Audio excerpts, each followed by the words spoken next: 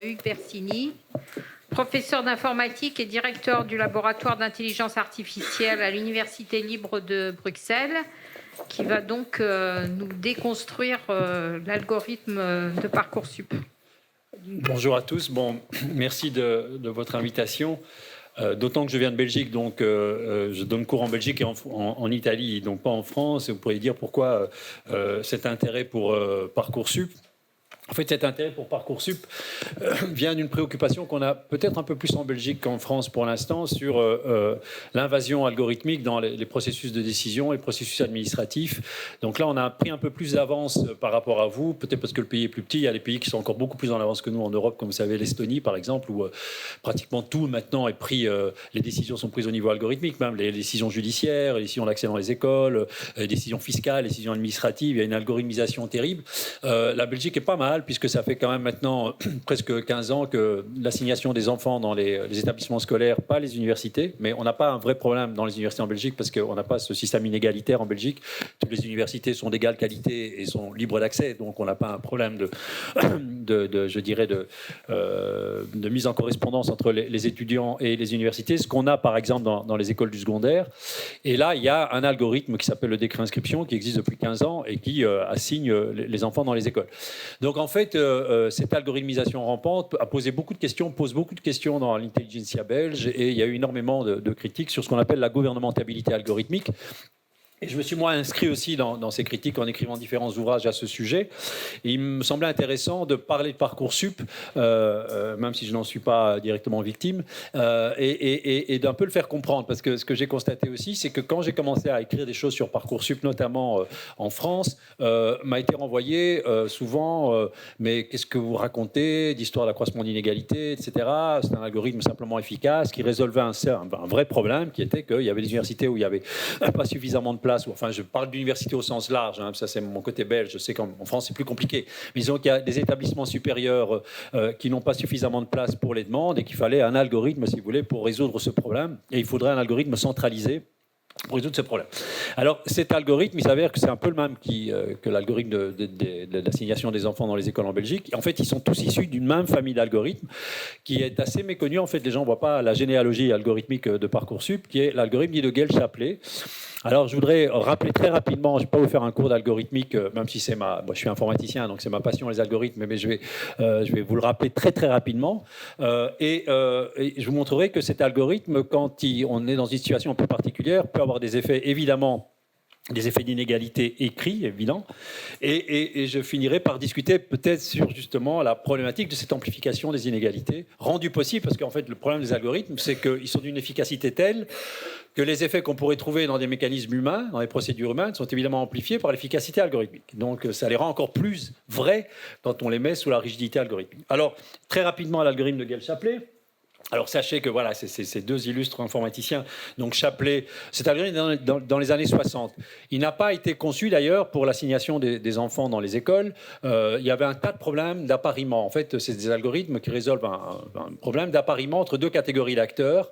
Et au début, dans les années 60, étonnamment, je dirais le premier problème qu'on a essayé de résoudre, c'est les donneurs de greffe et les receveurs de greffe, si vous voulez. Donc l'appariement entre ces deux types d'acteurs. Et puis très vite, aux États-Unis, s'est posé le problème de l'assignation des enfants dans les écoles publiques. Et donc, en fait, Shapley, l'algorithme dans les années 60, 70, cet algorithme dit de Gale-Shapley, est un algorithme qui a indéniablement une certaine efficacité, et il a été notamment beaucoup repris par un économiste dont je parlerai par la suite, qui est Alvin Roth, qui ont eu d'ailleurs, Shapley et Alvin Roth ont eu le prix Nobel d'économie en 2014 pour leurs travaux sur ce type d'algorithme. Alors, l'algorithme de Gale-Shapley, c'est un algorithme qui associe deux catégories d'acteurs quand chaque catégorie a classé, si vous voulez, la catégorie à laquelle il doit être apparié. Et donc, en fait, les deux ordonnent, si vous voulez, les personnes auxquelles il doit être apparié. Alors, je dis les personnes, évidemment, je prends un petit temps d'avance, c'est parce que quand on fait la pédagogie de cet algorithme, généralement, on prend la problématique du mariage entre les hommes et les femmes. Vous voyez que cet algorithme porte un nom aussi, qui est son petit nom, si vous voulez, plutôt que de dire Gale-Shapley. On dit que c'est l'algorithme du mariage stable. Et comme vous voyez illustré ici, les hommes classent les femmes dans un ordre de préférence, les femmes classent les hommes dans un certain ordre de préférence. Et tout le but de cet algorithme, c'est d'apparier les hommes et les femmes, de manière à ce que ça satisfasse évidemment les deux catégories d'acteurs, les catégories d'hommes et de femmes. Alors pour vous le faire rapidement, une petite démo, je ne veux pas l'animer, mais pour vous montrer en 2 minutes, c'est un algorithme d'une simplicité déconcertante. Hein, il n'est absolument pas compliqué à comprendre. Dans sa version originale, hein, qui a été un tout petit peu modifiée après pour Parcoursup, etc. Mais les fondements algorithmiques sont toujours ceux-là. C'est pour ça que c'est très important. On est toujours, et quand vous interrogez les deux informaticiens à la base de APB et de Parcoursup, ils vous disent que c'est Gale-Shapley. Hein, donc ils parlent toujours de Gale-Shapley. Donc on est vraiment dans cette famille-là algorithmique. Alors ici, pour vous l'illustrer très rapidement, donc je vais voir s'il m'a... Peut-être que d'ailleurs, je peux carrément aller ici avec un pointeur. Est-ce qu'il y a un pointeur qui fonctionne? Vous voyez quelque chose? Ah, voilà, voilà. Donc je m'éloigne du micro, mais je présume que vous m'entendez quand même. En fait, ici, si vous avez deux catégories d'acteurs, il y a ceux qui proposent et ceux qui acceptent, parce qu'il y a d'office une asymétrie dans les deux catégories. Alors disons par exemple, pour faire simple, disons les hommes et les femmes, et on va favoriser, malheureusement aussi dans la description de l'algorithme, c'est souvent ce qui se passe, on favorise les hommes sur les femmes, donc les hommes vont faire des propositions aux femmes. Donc ici par exemple, parce que proposeur-accepteur c'est un peu trop abstrait, disons hommes et femmes, etc. Et donc vous voyez que ça c'est les deux catégories d'acteurs, et en fait il y a une table de préférence. Chacun, ici par exemple prenez les hommes, ordonne les femmes selon un certain ordre. Hein. Ici par exemple l'homme préfère la femme 2, 1, 3, 4, 2, 4, 1, 2, 3, etc. Donc en fait les hommes ont une certaine préférence et les femmes ont une préférence. Donc on a classé les hommes et les femmes selon un ordre de préférence. Alors qu'est-ce qui se passe? Les hommes prennent la main, dans l'algorithme de Gale-Shapley, les hommes prennent la main parce qu'il y a, voilà, il y a une catégorie qui est favorisée par l'algorithme. Et vous voyez que chaque homme va s'associer ici à sa première préférence. Donc par exemple si vous prenez l'homme 3, lui, il préfère la femme 1, l'homme 2, ici, il préfère la femme 4, et l'homme 1 et 4, ici, tous les deux préfèrent la femme 2. Donc il y a ici un conflit, puisque les deux hommes ont la même préférence pour la femme 2. D'accord? A priori, ceux-là peuvent être totalement satisfaits, puisque 3 et 1, 2 et c'est donc ça qui sont évidemment favorisés, puisque c'est eux qui ont pris la main. Alors ici, il y a un problème, ici, il y a un conflit, puisque l'homme 1 et 4 préfèrent la femme 2, et là, on va donner la main aux femmes, puisque là, les femmes ont quand même quelque chose à dire. Elles peuvent décider entre, par exemple, l'homme 1 et le 4, lequel elles préfèrent. Et vous voyez que, par exemple, ici, la femme 2 préfère l'homme 4 à l'homme 1. Donc, vous voyez que la femme 2 va se retrouver avec l'homme 4. Les restes ne changent pas. Et évidemment, l'homme 1, lui, se trouve le bec dans l'eau, évidemment, parce qu'il avait jeté son dévolu sur la femme 2. Donc, l'homme 1, il n'a plus de choix. Et donc, il va falloir... retrouver un choix pour l'homme 1. Et si vous continuez cet algorithme, vous verrez que en fait, l'homme 1, ici, il est là, il va proposer ici la femme 1. Et donc, l'homme 3 qui était sans choix, lui, il va se retrouver avec la femme 3. Et donc, on a cette situation ici, le résultat, où vous avez chaque homme et chaque femme qui sont appariés. Ce n'est pas tellement important de l'avoir exactement dans le détail, cet algorithme. Ce qu'il faut bien comprendre, évidemment, c'est ce qu'il entraîne. Parce que quand il a été pensé au départ, cet algorithme, c'était pour les greffes de moelle. Dans le cas des greffes de moelle, on peut considérer qu'il y a une certaine diversification dans les préférences. Il n'y a pas de raison à ce que les préférences se portent sur les mêmes greffes, sur les mêmes organes, d'un côté ou dans l'autre, ou que les receveurs ont certaines préférences qui seraient les mêmes pour les donneurs, et que les donneurs ont certaines préférences qui sont les mêmes pour les receveurs. En Belgique, on a un décret qui s'appelle le décret inscription, qui assigne les enfants dans les écoles, et de fait, c'est surtout sur les critères de localité, et là aussi, on peut considérer que tout le monde n'a pas porté son dévolu sur les mêmes établissements, et que les établissements ne portent pas leur dévolu sur les mêmes écoles. Mais là où ça devient extrêmement problématique, c'est quand les préférences sont exactement les mêmes des deux côtés, évidemment, de la barrière. Alors, on peut se remettre dans le cas des hommes et des femmes. Imaginons que les hommes ont exactement les mêmes préférences pour les femmes, okay, le même ordre de préférence, donc chaque homme a le même ordre de préférence pour les femmes, et que chaque femme a le même ordre de préférence pour les hommes. Évidemment, moi je soupçonne, et vous me voyez arriver avec mes gros sabots, que c'est exactement ce qui va se passer, c'est ce qui se passe dans les établissements universitaires et dans les établissements scolaires. Parce qu'il y a des classements qui se sont objectivés dans les établissements universitaires, pour ne pas les parler, par exemple, tout le monde en est obsédé, je présume dans vos universités comme les miennes, pour ne pas les nommer le classement de Shanghai, par exemple, qui donne une objectivation du classement universitaire. Et le classement des étudiants, on peut aussi l'objectiver avec, par exemple, on en a parlé ici tout à l'heure, les résultats du bac ou les résultats dans des épreuves de mathématiques ou d'autres.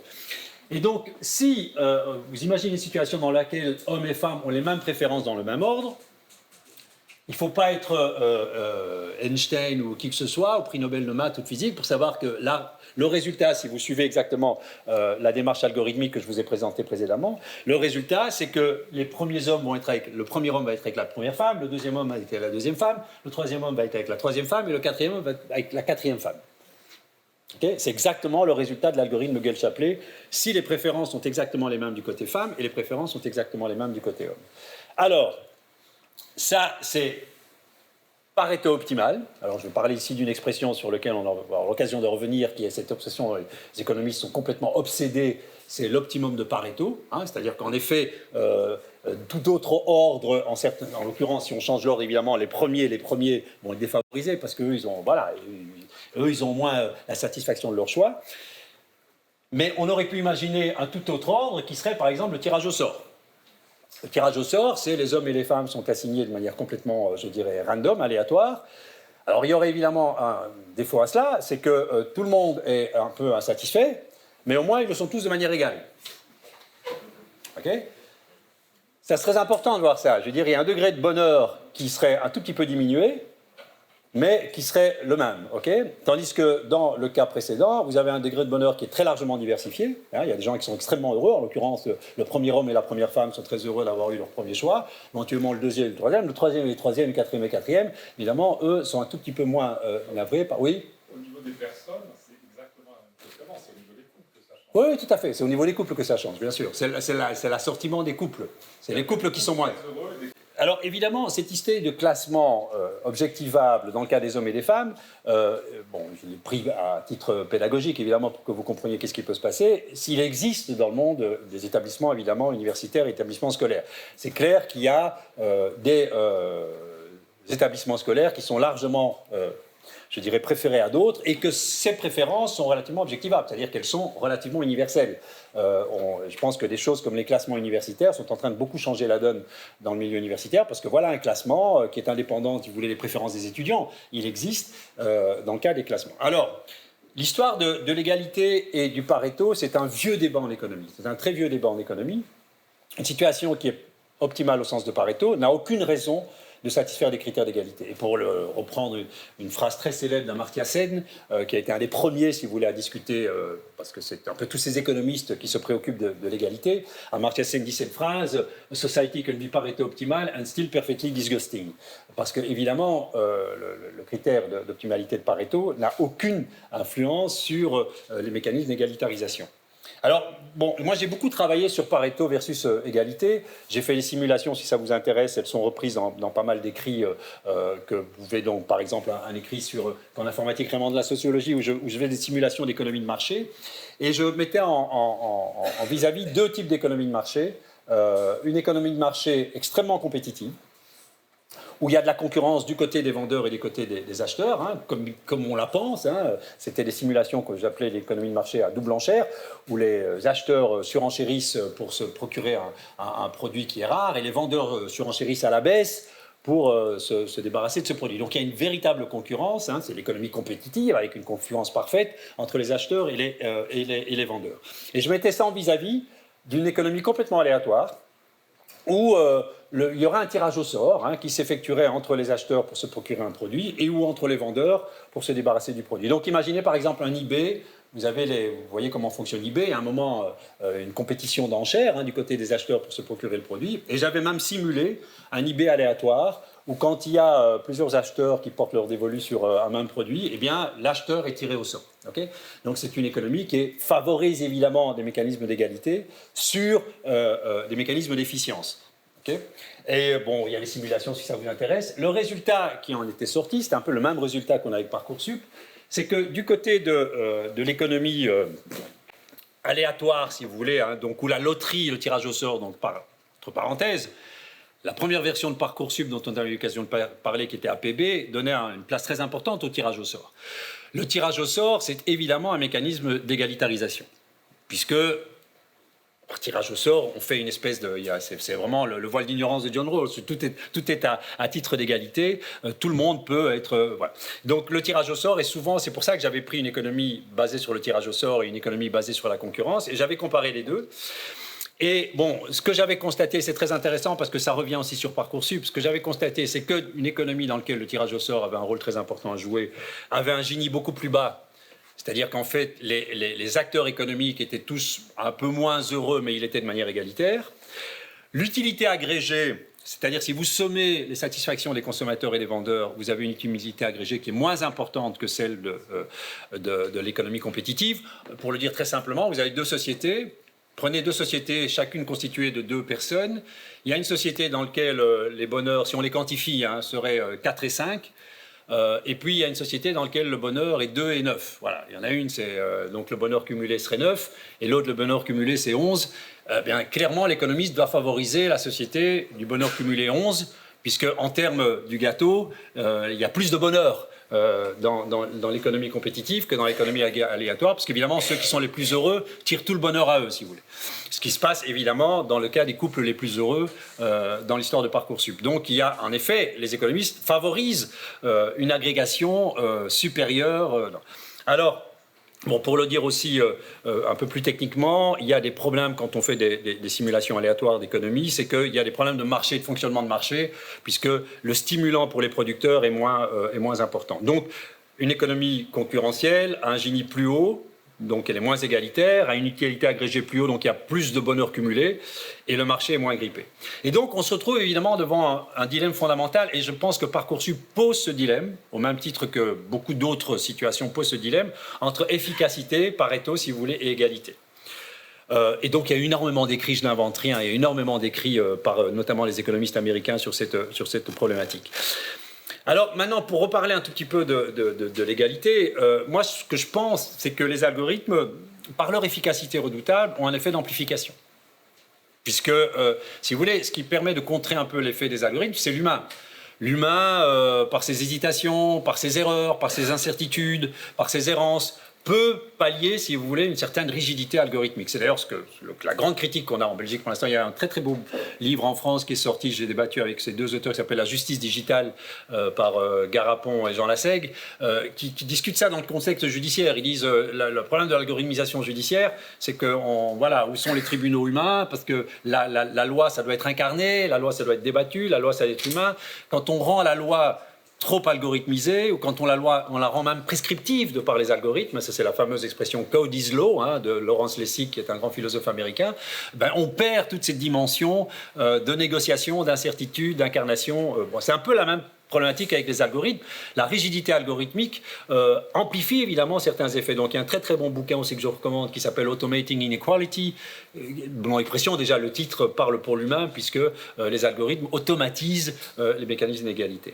Alors j'avais eu, juste pour l'anecdote, moi j'ai eu l'occasion d'écrire il y a 2 ans, je crois, au tout début de Parcoursup, je m'étais ému de la disparition du critère tirage au sort de APB. Vous voyez, je suis un partisan du tirage au sort dans pas mal de situations. D'ailleurs, dans les situations sportives, on utilise souvent le tirage au sort pour atténuer les effets de compétition, pour abattre certaines cartes. Il y a beaucoup de tirages au sort. On tire les équipes au sort dans les compétitions de football ou par exemple, une compétition qui est très impressionnante en Italie, là où je donne cours notamment à Sienne. Il y a le fameux palio, vous savez, les chevaux sont tirés au sort, etc. Donc le tirage au sort a généralement un effet de dilution un tout petit peu des inégalités rampantes.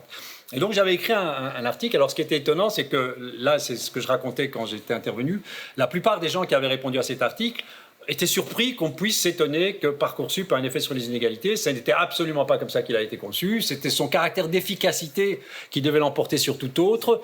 Et donc, que voilà où était le problème. Il n'y avait qu'une personne, alors je le dis parce que j'en étais relativement fier, parce qu'il m'avait envoyé un mail et il avait envoyé aussi un petit mot. Il n'y avait qu'une personne qui avait réagi plutôt dans mon sens, c'était Alvin Roth, qui est ce prix Nobel d'économie pour ce genre d'algorithme, qui sans doute était peut-être un des seuls à avoir parfaitement saisi ce que je voulais dire, et que, bon, voilà, il disait, en effet, l'objection qu'on peut reprocher à l'algorithme, c'est que si, en effet, bon, pour le dire en 2 mots, si les préférences sont les mêmes, il n'avait pas été pensé comme ça, l'algorithme. Il n'avait pas été pensé pour les préférences équivalentes des 2 côtés de la barrière. Si les préférences sont les mêmes, il est clair que nous allons dans des situations qui sont pas optimales, mais dans lesquelles, évidemment, il y a une distribution, si vous voulez, des satisfactions qui risque d'être beaucoup plus large.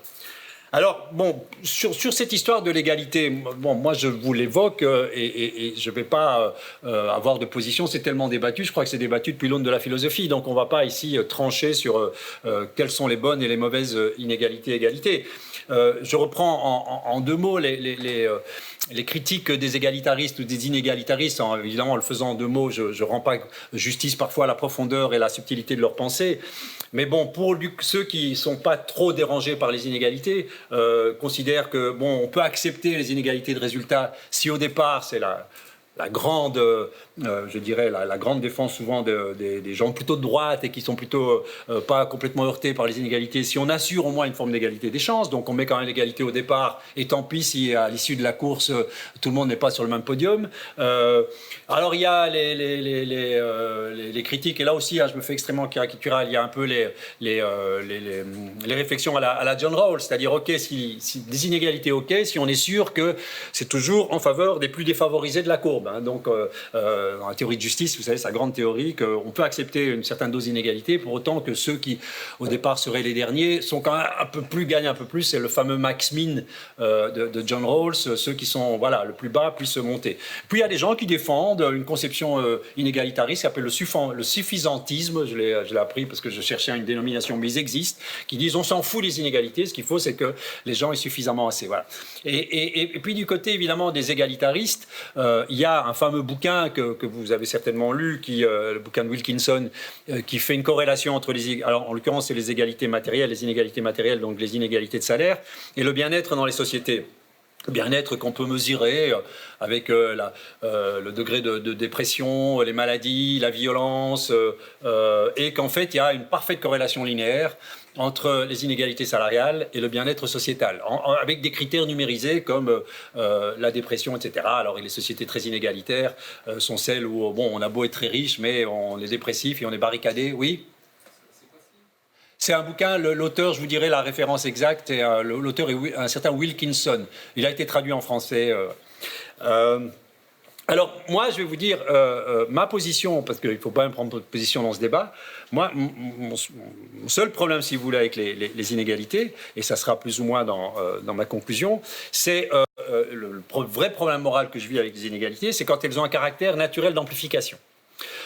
C'est-à-dire de reproduction et d'amplification. Là, je trouve que, parce que justement, ça va s'arrêter.